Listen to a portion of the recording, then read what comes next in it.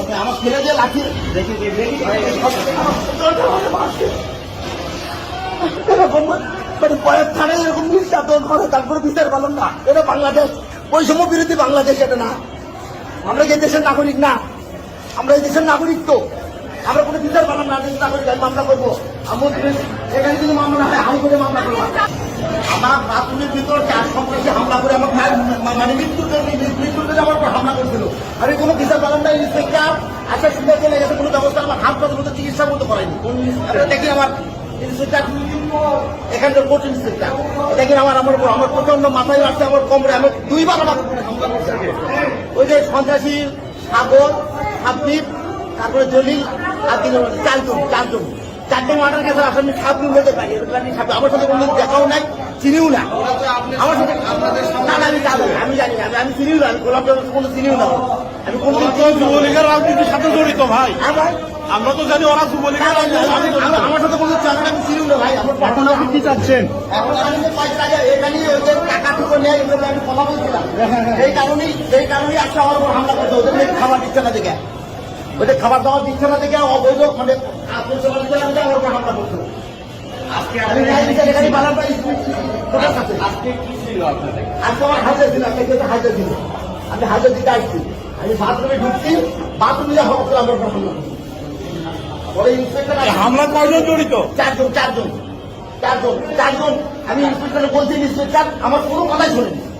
Inspector আমি বলে আমি প্রচন্ড মারছে আমার, আমি আহত আমাকে হাসপাতালে পাঠানো, আমার চিকিৎসা বন্ধ করবো।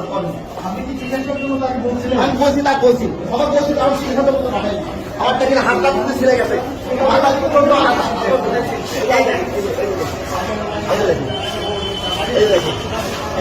আমার বোনটা প্রচন্ড আমার ছেলে যে লাঠি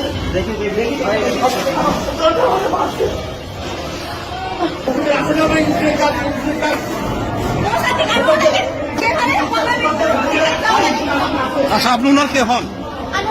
আচ্ছা বলেন তো কি শুনেছেন আপনি? এই পাশে আসুন, এই পাশে কি শুনেছেন আপনি বলেন তো?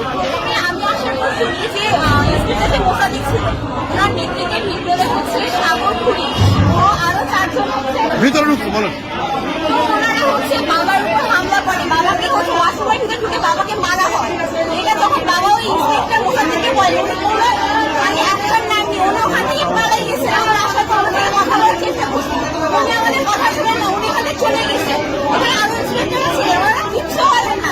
বাবাকে এখন মেডিকেল নিয়ে যাওয়ার কথা, মেডিকেল না নিতে ওনাকে আবার হচ্ছে জেলখানায় নিয়ে যাওয়া হচ্ছে। কেন নিয়ে যাওয়া হচ্ছে? আমরা এটা তো অবশ্যই বিচার চাই।